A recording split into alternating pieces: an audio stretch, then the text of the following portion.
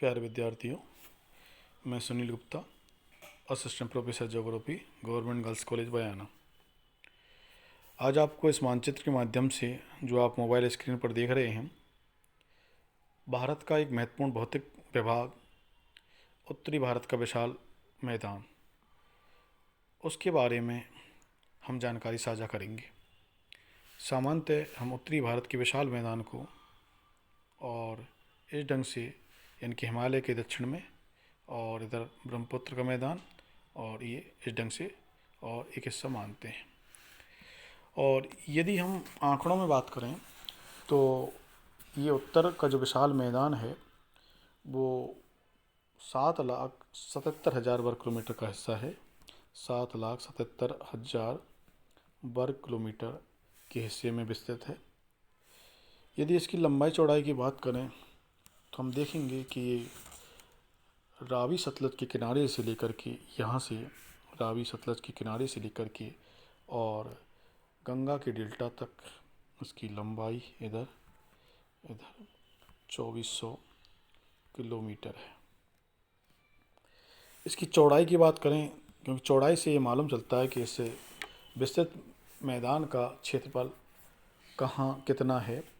तो सामान्यतः औसत इसकी 150 से और 500 किलोमीटर है, लेकिन कहीं कम कहीं ज़्यादा। तो इसमें हम देखेंगे असम की घाटी। असम की घाटी ये पतला सकरा एरिया है, जहाँ पर 90 से 100 किलोमीटर इसकी चौड़ाई है। लेकिन बंगाल में इसकी चौड़ाई जो है वो बंगाल में इसकी चौड़ाई और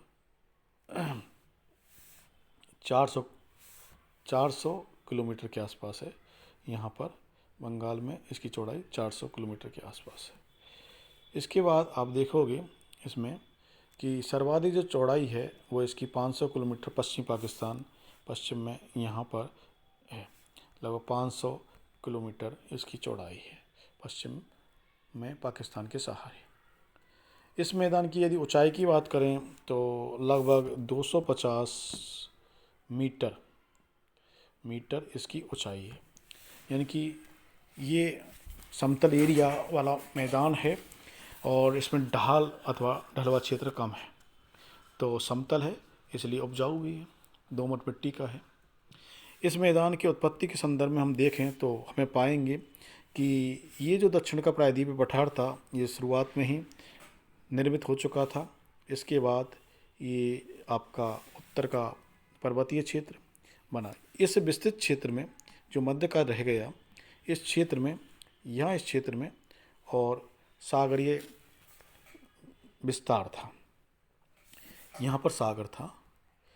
विद्वान मानते हैं, भूगोलविद मानते हैं कि दोनों तरफ से नदियाँ, यानी कि दोनों तरफ से नदियाँ, चाहे वो यहाँ से उत्तर के पर्वतीय क्षेत्र से हो या फिर इधर से सोन, सिंध, बेतवा, केन, चंबल आदि नदियाँ दक्षिण के प्रायद्वीपीय पठार से हों, ये सब इस विशाल क्षेत्र में अपने जल के साथ विशाल अवसाद को जमा कर रही थी। धीरे धीरे सागर का प्रत्यावर्तन शुरुआत हुआ। प्रत्यावर्तन हुआ सागर का, रिट्रीट या सागर का लौटना। ये क्षेत्र, इस क्षेत्र में मृदा का जमाव होता गया और सागर जो विस्तृत रूप से गहरा था यहाँ पर, वो धीरे धीरे लौटता गया। तो इस प्रकार दोनों तरफ की नदियों के द्वारा लाए गए अवसाद से ये निर्मित मैदान है। इसलिए उपजाऊ दोमट वाला और विस्तृत समतल मैदान है। जहाँ पर हम देखते हैं पंजाब, हरियाणा का रावी सतलज का मैदान, असम का ब्रह्मपुत्र का मैदान और बिहार, उत्तर प्रदेश और पश्चिम बंगाल का गंगा से निर्मित मैदान। ये महत्वपूर्ण बड़ी बड़ी नदियाँ हैं, जिनमें सिंधु, गंगा और ब्रह्मपुत्र, इन 3 नदियों की जो सहायक अन्य नदियाँ हैं उनके द्वारा ये निर्मित मैदान है। इसके बाद हम देखते हैं कि यहाँ पर ये जो काम था वो वर्षों तक ये होता रहा, लाखों वर्षों तक।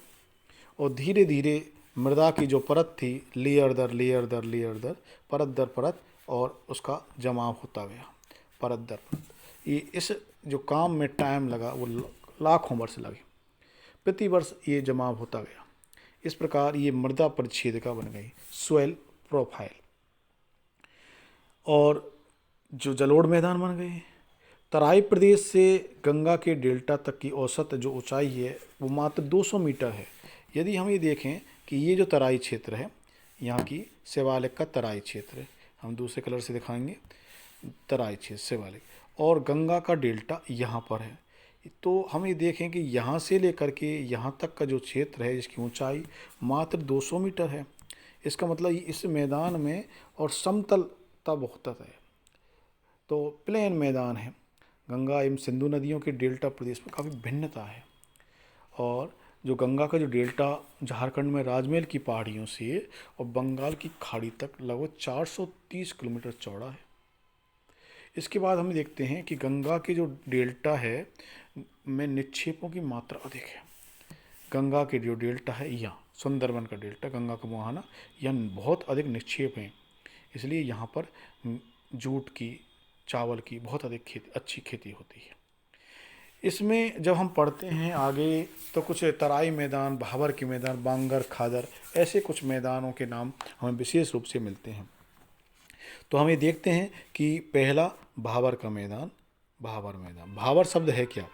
तो भाबर ये शिवालिक की जो पहाड़ियाँ हैं ये, यानी कि सबसे दक्षिण में हिमालय के और सबसे दक्षिण में, यहाँ नदियों के द्वारा अपने साथ गाद मलबा ला करके और जलोढ़ पंख और जलोढ़ शंकु प्रकार के बना दिए हैं। तो जलोढ़ पंख शिवालिक के और नीचे बना दिए। तो भाबर का जो मैदान है वो शिवालिक के तलहटी में और यहाँ सिंधु नदी से लेकर के और तिस्ता नदी तक विस्तृत है। तिस्ता नदी यहाँ ये सिक्किम के आसपास, तो यहाँ पर तक ये विस्तृत है भाबर का मैदान, और लगभग 8 से 16 किलोमीटर की चौड़ाई वाला है। ये एक पर्वत पदीय मैदान है। पर्वत पदीय यानी कि जो पर्वत के पैरों में, पर्वत के चरणों में, पर्वत के बिल्कुल नीचे है। और ये शिवालिक के ढालों पर से जब तेज गति से नदी उतरती है तो अपने साथ कंकड़, पत्थर, बजरी, रेत इनको लाती है और धीरे धीरे जमा हो जाते हैं। तो भाबर के मैदान में प्राय ये बोल्डर, ये बड़े बड़े पत्थर हैं और उनको जलोढ़ पंख और जलोढ़ शंकु के रूप में और नदी जमा देती है पर्वत पद में, शिवालिक के पर्वत पद क्षेत्र में। और उसमें से धीरे धीरे नदियाँ रिस करके और बाहर निकल जाती हैं और दिखाई नहीं देती हैं। जैसे कि यहाँ पर पत्थर पड़े हुए हैं, बोल्डर पड़े हुए हैं, नदी आई इसके अंदर से, ऊपर से ना कर नीचे से यहाँ नदी दिखती है। इस प्रकार तो ये एरिया जो पत्थर, बजरी, बोल्डर का जो मोटे मोटे पत्थर को, वो भाबर कहलाता है। वो जो सामान्यतः शिवालिक पहाड़ी की या शिवालिक रेंज के दक्षिण में है, यानी पर्वत पदीय क्षेत्र में है। दूसरा मैदान जो है तराई का, दूसरा लेते हैं हम तराई। तराई तराई हम लेते हैं। तराई कहाँ है? तो जब नदी ये इस बोल्डर पत्थर से, बोल्डरों से निकल करके बाहर आती है तो जब हमें दिखती है ये, तो तब वो क्षेत्र तराई कहलाता है। चूँकि इस नदी की गति इन पत्थर बोल्डरों से टकरा टकरा करके और मंद हो चुकी होती है, इसलिए पानी की गति मंद हो जाती है। तो तराई जो क्षेत्र है पर्वत पद के दक्षिण में है, या भाबर के दक्षिण में है। तो ये जो क्षेत्र है यहाँ पर पानी धीरे धीरे ज़मीन के अंदर रिसता जाता है, क्योंकि गति पानी की मंद हो गई है। पानी अब कटाव नहीं कर रहा है बल्कि ज़मीन के अंदर प्रवेश कर रहा है। तो ये क्षेत्र दलदली हो जाता है, ये क्षेत्र दलदली हो जाता है, तराई क्षेत्र दलदली हो जाता है। तो ये दलदली क्षेत्र तराई कहलाता है, जहाँ पानी की नमी बहुत अधिक होती है, आर्द्रता अधिक होती है। इसलिए ये क्षेत्र, तराई का जो क्षेत्र है वो जूट के लिए, गन्ना के लिए, चावल के लिए बड़ा ही प्रसिद्ध है। और ये प्रदेश 15 से 30 किलोमीटर लगभग के किलोमीटर के दायरे में है, चौड़ाई वाला हिस्सा है, जो कि उत्तर प्रदेश, इसके बाद बिहार और पश्चिम बंगाल का तराई क्षेत्र कहलाता है। बांगर, इसके बाद हम लेंगे बांगर, बांगर मैदान। बांगर मैदान हम देखते हैं कि उत्तर की जो विशाल मैदान है और प्रतिवर्ष नदियाँ बाढ़ लाती हैं, तो पुरानी मिट्टी वाला जो क्षेत्र है जहाँ पर बाढ़ पुरानी प्राचीन काल में नदियों के बाढ़ द्वारा निर्मित मैदान है, लेकिन वर्तमान में और वहाँ पर पानी नहीं पहुँचता है या बाढ़ नहीं पहुँचती है, ऐसा जो क्षेत्र है वो बांगर कहलाता है। यानी कि ये पुरातन जलोढ़ वाला हिस्सा है। पुरातन जलोढ़ हम कह सकते हैं कि ये पुरातन जलोढ़ है।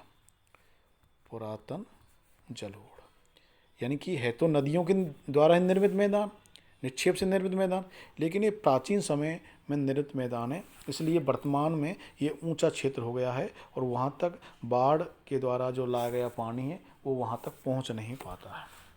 तो इस प्रकार यहाँ जो देखते हैं वो उसमें उस मिट्टी में चूना की प्रधानता है, ककरीली मिट्टी है, ककरीली मिट्टी है, तो ये उसकी विशेषता है। कहीं कहीं इनमें लवड़ी और क्षारीय क्षेत्र मिलते हैं, और इनको जो क्षारीय जो क्षेत्र हैं इसमें हम जब बांगर पढ़ रहे हैं तो बांगर में जो क्षारीय क्षेत्र हैं उनको रेहे बोलते हैं, और या फिर कल्लर भी बोलते हैं, कल्लर, अथवा कहीं जगह पर थूर बोलते हैं, थूर या THUR, थूर। यहाँ पर भूस्तर काफ़ी गहराई में मिलता है क्योंकि पुराना क्षेत्र है, और इसका जो विस्तार है सर्वाधिक वो पंजाब में और उत्तर प्रदेश में सर्वाधिक विस्तार है बांगर मैदान का। और इसके अतिरिक्त हम पश्चिम बंगाल में भी देख सकते हैं, यहाँ पर इसका स्थानीय नाम बारिंद है। इसके बाद चौथा जो क्षेत्र है वो है खादर। इन नामों से प्राय आप परिचित तो होंगे ही, क्योंकि विगत वर्षों में या विगत कक्षाओं में ये नाम आपने सुने होंगे। खादर ऐसा मैदानी प्रदेश है जहाँ पर प्रतिवर्ष और नवीन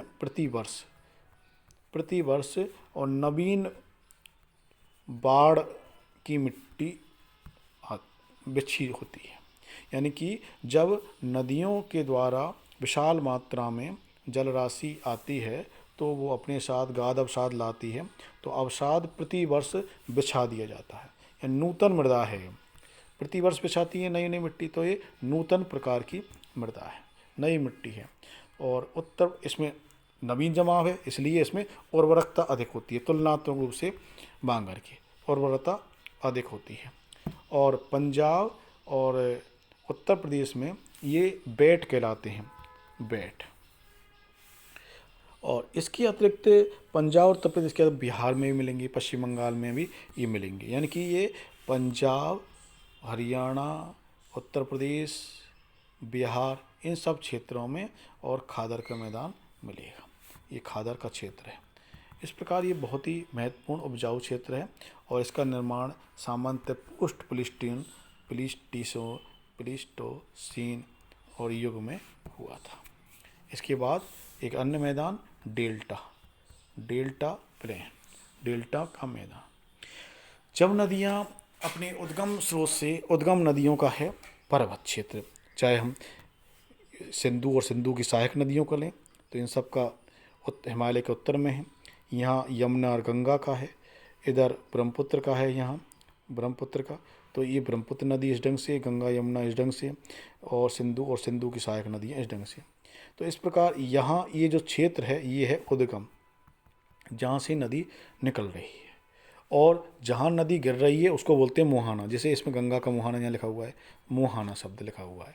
तो मुहाना पर तक नदी पहुँचते पहुँचते एक विस्तृत दूरी तय कर चुकी होती है, जो 1000, 2000, 5000 जैसे भी जिस नदी की लंबाई है। तो इस प्रकार नदी अपने साथ विस्तृत क्षेत्र में बह कर के और अपने साथ गाद मलबा इकट्ठे करते हुए ले जाती है, और धीरे धीरे ले जा कर के, और जब नदी की गति मंद हो जाती है, नदी की गति मंद सामान्यतः मैदानों में होती है, क्यों मैदानों में ढाल कम होता है। जहाँ ढाल अधिक होगा वहाँ पर नदी की गति तीव्र हो जाएगी, और जहाँ ढाल कम होगा यानी मैदानी क्षेत्र होंगे वहाँ नदी की गति कम हो जाएगी। तो मैदानी क्षेत्रों में नदी पहुँच करके, जैसे हम ये गंगा का उदाहरण लें, यहाँ पर गंगा नदी जब मैदानों पहुँचती है, हालांकि यहाँ उत्तराखंड की यहाँ गंगोत्री से निकलती है तो एकदम तीव्र गति से और मैदानों की तरफ बढ़ती है तो यहाँ नदी की गति तेज होती है, लेकिन धीरे धीरे जब मैदानों पहुँच जाती है तो नदी और बल खाती हुई चलती है। और इस प्रकार नदी का अब गति बहुत कम हो गई है। नदी अब अंतः करते अपरदन ना करके पार्श्विक अपरदन करने लगती है। यह नदी अब अपना फैलाव कर रही है, ना कि गहराई में अपरदन कर रही है, और अपने साथ गाद मलबा को लेकर के। और जब नदी की गति मंद हो जाती है तो नदी अपने साथ लाए गए निक्षेप को और जमाना स्टार्ट कर देती है। उसको बोलते हैं हम जलोढ़, जल के द्वारा लाए गया जमा। और जब नदी समुद्र में गिरती है तो उससे पहले वो नदी और अपने साथ जो लाया गया अवसाद है उसको जमा कर देती है, और तब वो बनता है डेल्टा। डेल्टा सामान्यतः एक हेरोडेटस नामक विद्वान था, और उसने मिस्र में नील नदी का नाम आपने सुना ही होगा। नील नदी का जो डेल्टा है, जो कि नील नदी भूमध्य सागर में गिरती है, उसको देखा तो उसको लगा कि नदी इस ढंग से आ रही है तो नदी का डेल्टा इस ढंग का है। तो ये त्रिभुजाकार जो आकृति बनाती है नदी, वो उसने उस शब्द को डेल्टा नाम दिया। तो तब से ही और नदी के मुहाने पर जो गाद अवसाद की निक्षेप हैं उनको डेल्टा बोलते हैं। अब हम इसे मानचित्र में गंगा का ही देख सकते हैं, तो इस ढंग सा कि जो ये आग शेप बन रही है वो डेल्टा की ही प्रतीत होती है, इसलिए इसको डेल्टा कहा जाता है। तो इस प्रकार नदियों के द्वारा लाए गए गाद अवसाद से और मैदान का निर्माण हुआ, और आज ये मैदान संपूर्ण भारतवर्ष में के मध्यवर्ती क्षेत्रों में एक विशाल उपजाऊ वाला मैदान है। और सर्वाधिक जनसंख्या से आबाद, यदि हम जनसंख्या के दृष्टिकोण से देखें तो जनसंख्या में मैदान सर्वाधिक जनसंख्या को आकर्षित करते हैं, चाहे उत्तर प्रदेश हो, चाहे बिहार हो, पश्चिम बंगाल हो, चाहे पंजाब और हरियाणा हो। इन उत्तरवर्ती मध्यवर्ती जो मैदानी हिस्सा है वो उसमें भारत की सर्वाधिक जनसंख्या निवास करती है। सर्वाधिक जनसंख्या, सघन जनसंख्या, इसके अतिरिक्त सर्वाधिक फसलें, जिसमें खाद्यान्न फसलें सर्वाधिक हैं, चाहे गेहूं हो चाहे चावल हो। तो ये जो समतल मैदान हैं वो न केवल मानवीय दृष्टिकोण से, मानव की बसाव के दृष्टिकोण से, बल्कि फसलों के उत्पादन के दृष्टिकोण से भी बहुत ही एक चुंबकीय और आकर्षण पैदा करते हैं। और नदियाँ इसीलिए ही सभ्यता का पालना रही हैं, क्योंकि नदियों के ने मैदान बनाए और मैदानों पर लोगों ने अपने निवास बनाए। उन निवासों के साथ साथ लोगों ने शुरुआत में खेती की, तो खेती एक ऐसा कारगर उपाय था जो लोग आसानी से उस समय कर सकते थे, क्योंकि लोगों के पास तकनीक नहीं थी। और खेती के लिए आवश्यक था कि मृदा अच्छी हो, उपजाऊ हो, और नज़दीक ही सिंचाई की सुविधा हो। तो ये सब और नदियों के किनारे ये सब उपलब्ध हो पाया, इसलिए भारत के ही नहीं दुनिया भर के, चाहे वो नील नदी का मैदान हो या मेसोपोटामिया का दजला फरात का मैदान हो, चाहे सिंधु का भारत और पाकिस्तान का मैदान हो, चाहे यांगटी सिक्यान चीन का मैदान हो, इस प्रकार दुनिया भर में सर्वाधिक जो मैदानी इलाके हैं वो सभ्यता के पालना रहे हैं, क्योंकि वो एक खाद्यान्न की गारंटी देते हैं, निवास की उपलब्धता तय करते हैं। इस प्रकार आज हमने सामान्य रूप से और भारत के उत्तरवर्ती मध्यवर्ती विशाल मैदान के बारे में अध्ययन किया। धन्यवाद।